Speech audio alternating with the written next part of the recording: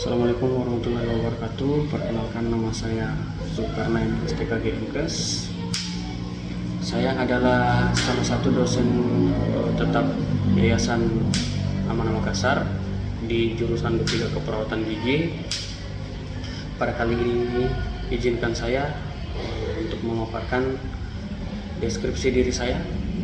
Saya lulusan D3 Keperawatan Gigi Stikes Amanah Makassar angkatan kedua. Lalu melanjutkan pendidikan di D4 Terapis Gigi dan Mulut di Poltekkes Kemenkes Makassar. Setelah lulus dari D4,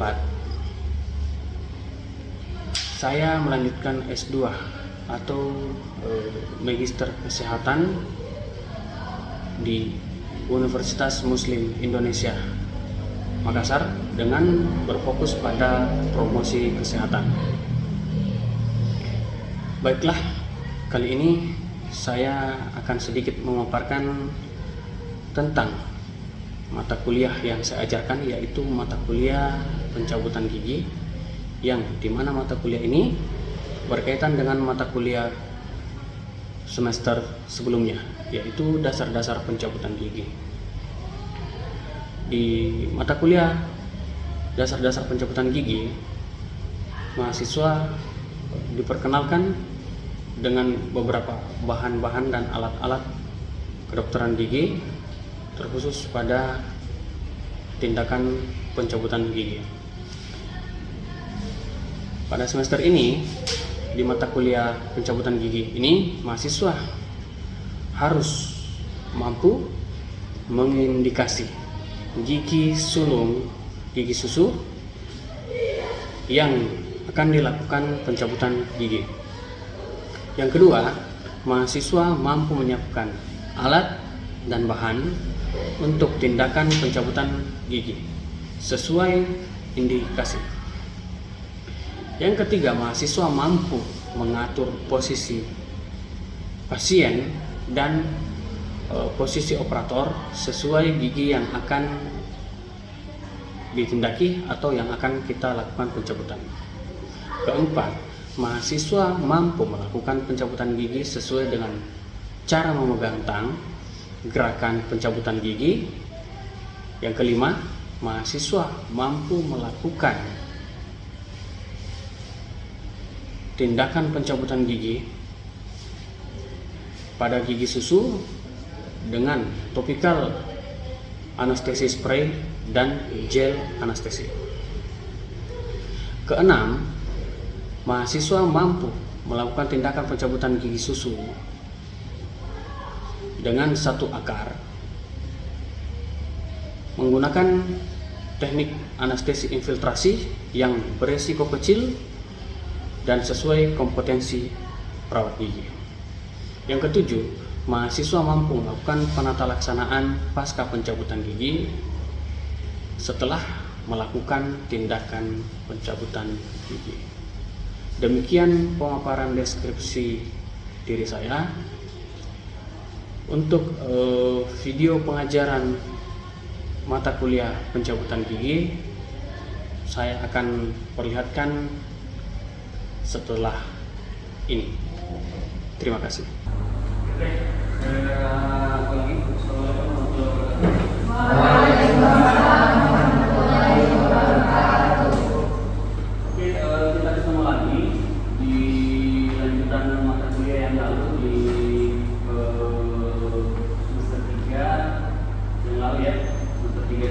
Di dasar pencabutan gigi, terus semester ini lagi di kuliah sudah masuk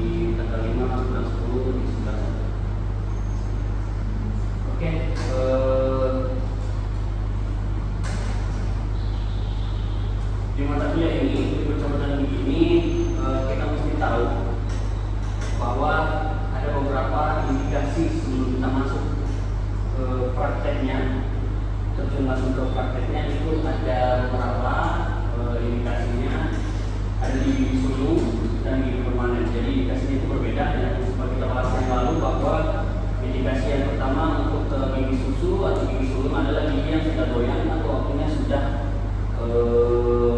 harus tanggal. Nah, artinya biasanya kita lakukan itu pada atau kita lihat pada umur di 5 paling cepat, 6 standar, 7 tahun biasanya agak lambat. Nah, gitu. Jadi di 5, 6, 7 tahun itu sudah kita mulai cek giginya.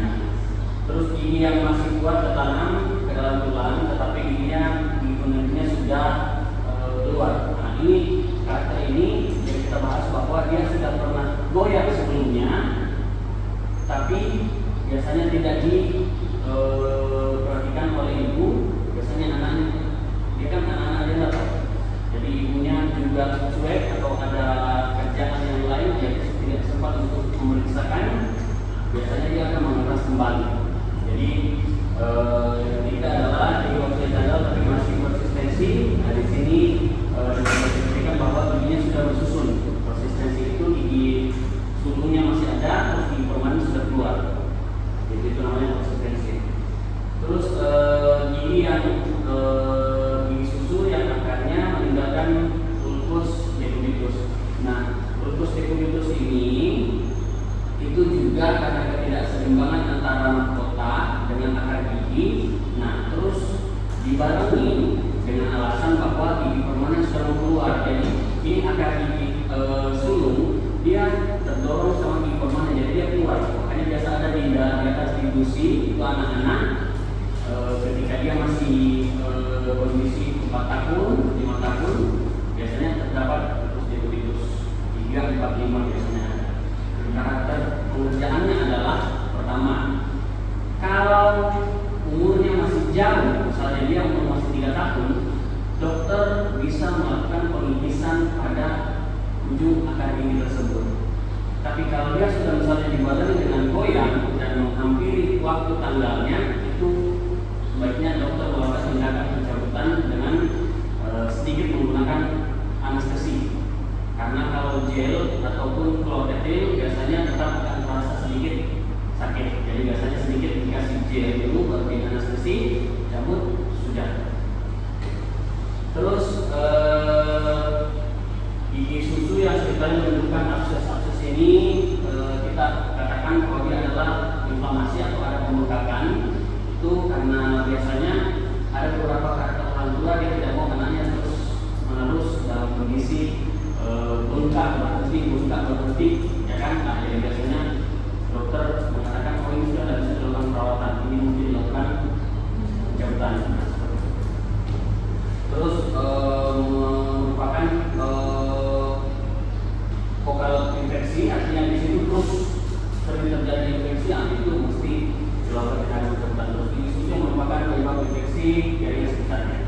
Nah, di gigi permanen itu berbeda lagi. Gigi permanen itu gigi yang tidak bisa dirawat lagi secara konservatif, artinya nanti semua tidak bisa dilakukan perawatan, penambalan, mesti dicabut. Tidak ada jalan, mesti dicabut. Nah, daripada dia kita rawat untuk setelah kita evaluasi ternyata ujung akarnya sudah beroperasi, itu mesti dilakukan tindakan ini pencabutan. Terus gigi yang sangat goyang, mobile atau mobility. Di sini kondisinya itu adalah biasanya dicenderungkan dengan adanya pencabutan di bagian gigi tetangganya. Misalnya 35 sudah dicabut dengan 34, biasanya 36 itu dia akan miring mengisi atau bergerak mengisi ruang yang kosong. Nah, setelah itu dia akan miring dan goyang. Yang kedua adalah gigi yang cenderung dipenuhi dengan karang gigi. Gigi yang dipenuhi dengan karang gigi itu akan cenderung jelas seperti mudah berdarah, terus fungsinya memerah, dan pada akhirnya dia akan mobile atau goyang, dan pada akhirnya ujungnya biasanya kalau paling tidak dia cukup sendiri. Terus gigi yang dianggap merupakan fokus infeksi, terus untuk keperluan ortodontik. Nah, yang kita bahas yang lalu keperluan ortodontik itu biasanya cenderung kita lihat pada misalnya kayak giginya yang berjejal tidak ada ruang untuk mengatur giginya, makanya biasanya dilakukan tindakan pencabutan pada gigi premolar 1. Nah, gigi premolar 1 itu biasanya dihilangkan, walaupun beberapa orang mengatakan bahwa ini kan gigi taringnya yang di atas, kenapa tidak gigi taringnya saja yang dicabut, terus biarkan gigi premolarnya ada. Estetiknya manusia itu terletak pada gigi taringnya. Kalau gigi taring tidak ada, itu jelek kita. Jadi itu pentingnya kita mencabut, mengarahkan biasanya mencabut untuk gigi premolar 1. Terus gigi kelebihan atau super numeraritet. Nah, biasanya kita lihat yang kemarin, kita lihat bahwa di tengah giginya itu ada gigi kecil. Nah, itu biasanya dicabut dulu, setelah itu dirapatkan kembali menggunakan kawat gigi. Terus gigi dengan fraktur akar. Nah, gigi dengan fraktur akar ini artinya dia patah. Biasanya dengan kategori kayak trauma benturan kecelakaan atau karena giginya sudah rusak parah.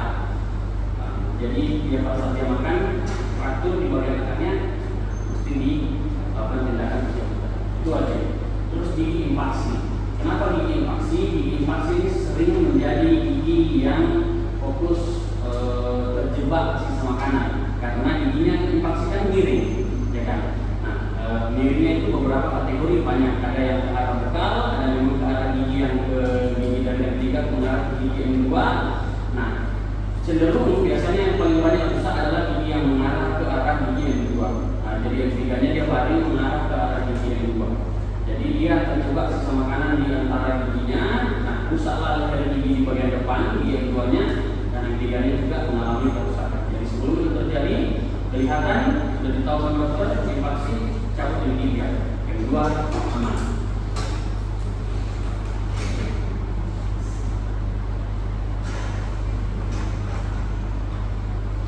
Terus tahap pencabutan di permanen adalah kita harus mempersiapkan dirinya kita, operator, asisten, dan pasien.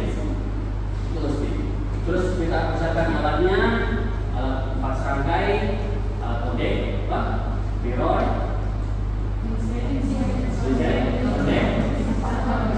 jadi itu ada 4 alat. Ini tidak boleh sama sekali hilang pada saat kita pemeriksaan pertama. Apapun ceritanya, di bak-bak kecil instrumen itu harus 4 alat ini ada.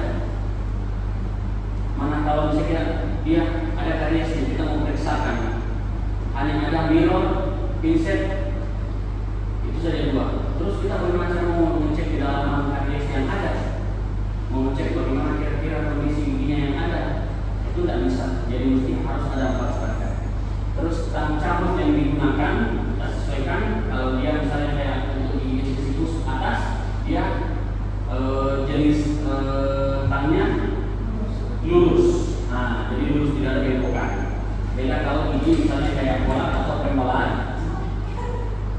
Molar atau premolar dia jelas ada bengkok. Terus kalau untuk di bawah juga dia berbentuk 90 derajat. Terus yang kita siapkan adalah anestesi gel.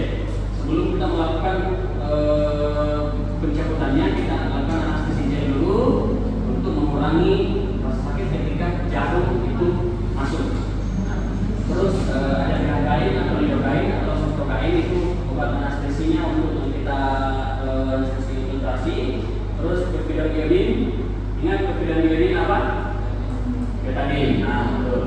Terus ada vein, terus ada tampon dan alat-alat yang lainnya. Nah, terus di sini di tahap anestesi kita harus menyiapkan alat-alatnya. Terus pasien kita sandarkan. Setelah kita sandarkan, kita harus menjelaskan bahwa ini giginya kita A. Kalau kita misalnya di Makassar, itu kita bilang tabek pati. Ini saya mau lakukan tindakan anestesi. Ini insya Allah kita sudah tidak sakit karena kita sudah kasih sedikit gel. Nanti Bapak usahakan badannya dilemaskan saja, relax, jangan menarik badannya, jangan menarik dirinya ketika masih kayak anestesi. Usahakan relax, santai biar kita berjalan dengan lancar. Terus kita ada servis dengan menggunakan karton karet, ya kan? Nah, setelah itu barulah masuk jarum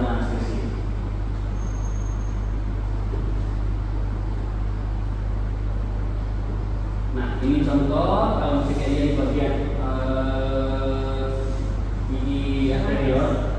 Nah, terus kalau di bagian dalamnya, nah contohnya kayak gini.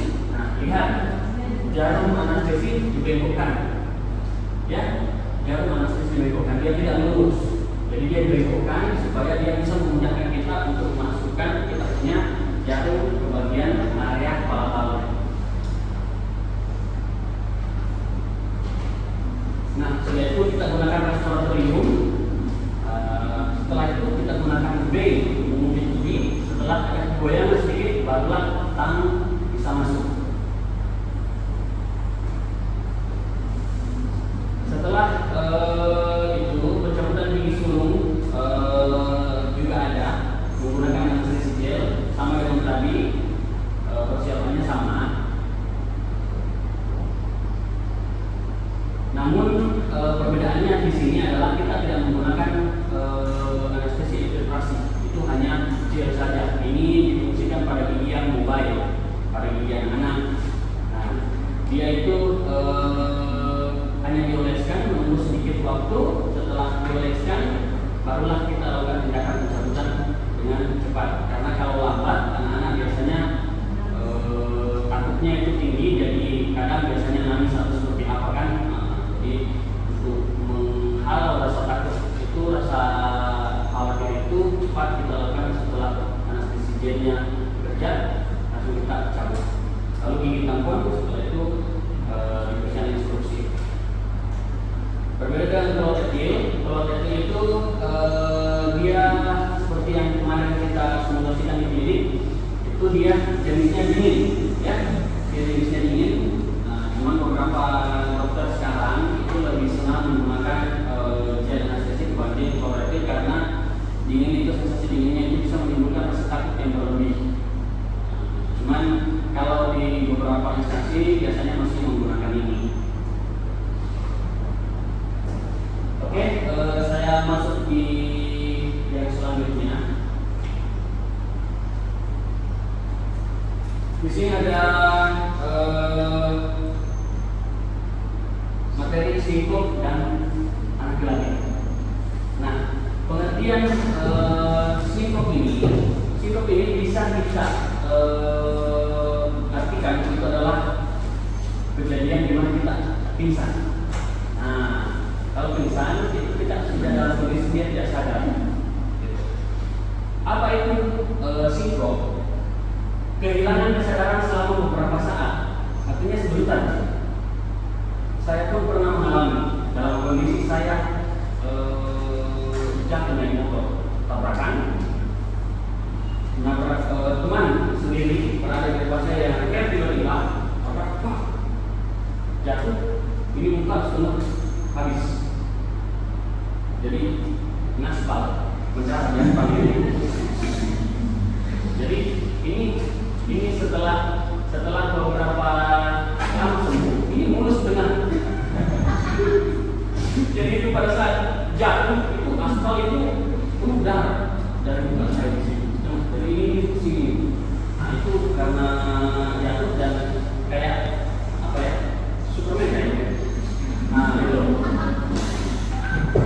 Jadi pada saat itu nabrak, setelah nabrak saya sempat sadar sedikit bahwa saya agak oleng, terus duduk di trotoar, terus jatuh. Setelah sadar, wah, ini kok ada cewek di depan saya. Nah, cewek yang ada di depan saya itu adalah cewek yang saya suka ternyata. Masih berjalan kan? Ini itu saya bilang, dia bilang akan masih lapor. Saya tahan dari itu juga. Jadi kondisi itu berselang tidak lama. Itu pingsan itu dia tidak lama. Jadi kondisinya di dalam kondisi orang pingsan itu dia tidak dalam seharian apa begitu.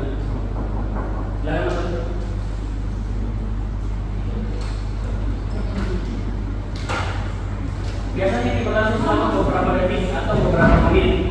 Nah, beberapa menit dan setelah itu bisa langsung pulih total.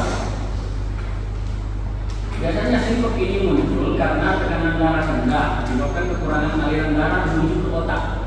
Nah, atau ke jantung tidak cukup menyuplai darah kaya oksigen ke otak. Ini biasanya hanya kondisi ringan yang terjadi karena stres, kepanasan, dehidrasi, kelelahan atau berlarut dalam biasanya kesedihan.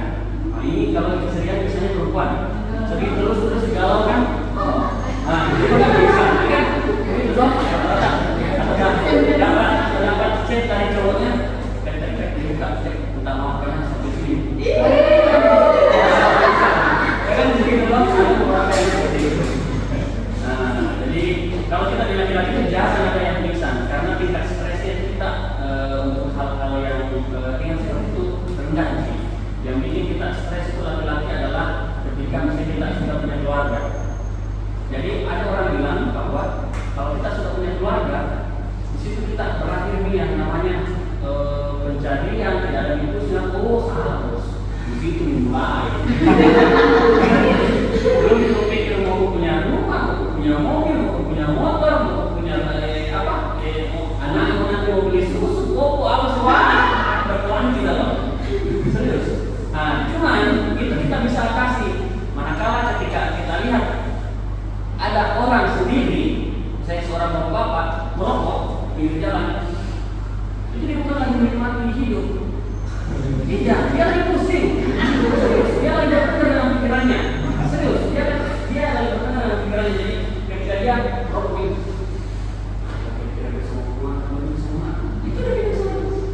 jadi jangan pikir bahwa kalau ada orang tua dulu di bawah sana ini perlu bangsa istri warga itu. Kalau dia itu kita anaknya, istrinya, atau dia sebagainya, beli anaknya mau beli apa, begitu semua. Tapi kalau orang tua dengan kondisi bapaknya itu beda, bapaknya pikir itu, ibunya beda. Misalnya ada dalam satu kondisi anak yang diberitakan dia lagi kuliah, tiba-tiba ada info dari temannya ke orang tuanya, ibu maaf anaknya kita hamil, maaf betul anaknya kita hamil. Siapa yang bisa? Jauh bapaknya, mama kan? Iya, mamanya. Kenapa mamanya? Karena itu tingkat stresnya itu perempuan dengan hal seperti itu dia nggak bisa menangkap secara logika, tidak bisa. Yang bisa menangkap secara logika itu hanya laki-laki. Perempuan sudah stres itu drop ya seperti itu. Meskipun demikian beberapa kasus singkop sering menjadi salah satu kondisi yang serius. Nah ini yang bahaya ketika misalnya naik motor tiba-tiba oleng, biasanya kan kurang tidur atau stres banyak, misalnya mungkin kita skripsi pusing itu menangis di motor dari yang skripsi itu dari sesi begini tiba-tiba pusing semua apa? Itu bahaya. Nah, itu makanya ketika kita sebenarnya bisa tahu itu psikop itu kapan bisa muncul. Sebenarnya kita bisa tahu, tapi tidak semua bisa mengetahui. Paling mungkin tanda-tanda sederhana, misalnya kita lagi pusing-pusing sedikit, lagi banyak pikiran, jangan tiba-tiba kita dalam mimpi juga apakah langsung mau pergi kan begitu kan? Ada orang terdengar kecelakaan atau apa mata kita tiba-tiba langsung bola itu jangan bisa relax, tenangkan diri kita karena jangan sampai kita yang menjadi masalah juga.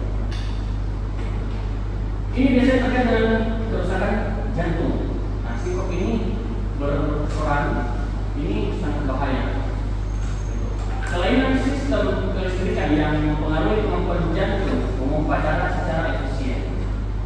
Bahkan dalam kondisi yang serius, pingsan dapat menjadi pertanda adanya irama jantung yang abnormal, yang dapat menyebabkan serangan jantung mendadak sehingga menjadi saya yang salah bagaimana.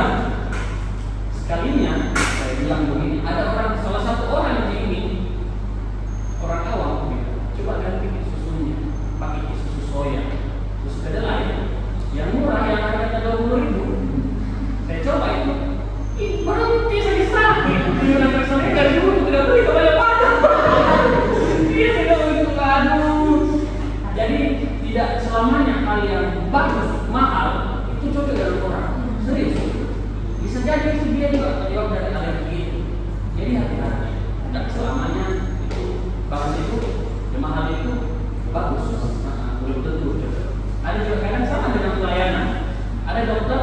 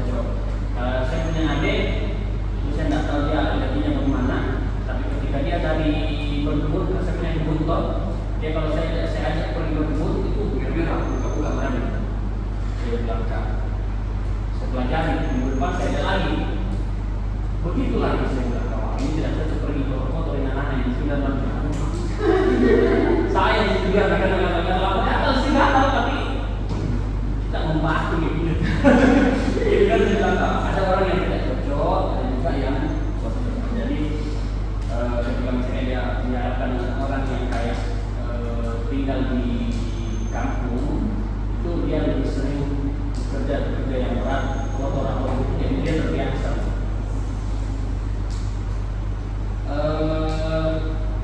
Terus selanjutnya faktor risikonya adalah penderita asma atau alergi, memiliki riwayat alergi atau shock anafilaktik sebelumnya, terus memiliki keluarga yang mempunyai riwayat tersebut, artinya keturunan.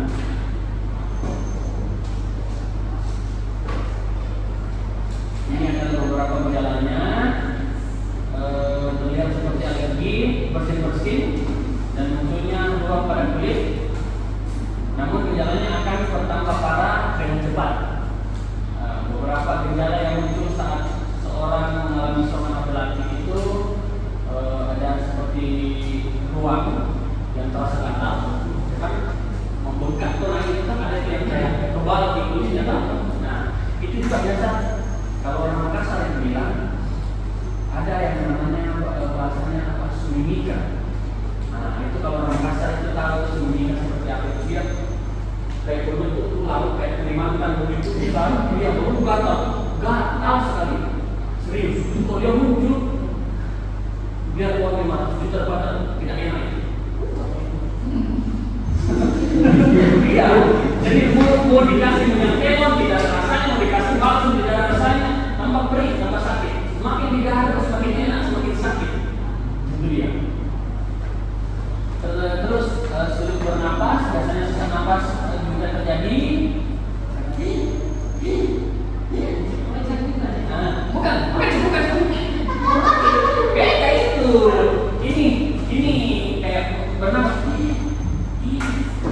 Itu yang dibilang bagaimana? Terus membengkakkan di kelopak mata, bibir, lidah, itu biasanya membengkak, terus tenggorokan, dan itu berdua-dua. Terus nadinya cepat, kram atau nyeri pada perut, itu banyak, mual, muntah. Ini biasa orang kalau berat sekali ini kondisinya, dia seperti ini, mual, muntah.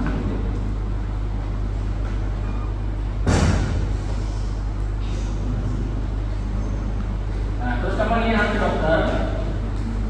Jika mengalami gejala-gejala yang disebut di atas, shock anafilaksis adalah kondisi gawat darurat. Anda juga dianjurkan untuk segera mencari pertolongan medis bila melihat keluarga atau saudara yang mengalami shock tersebut. Penanganan sejak dini diperlukan agar risiko terjadi komplikasi dapat dicegah.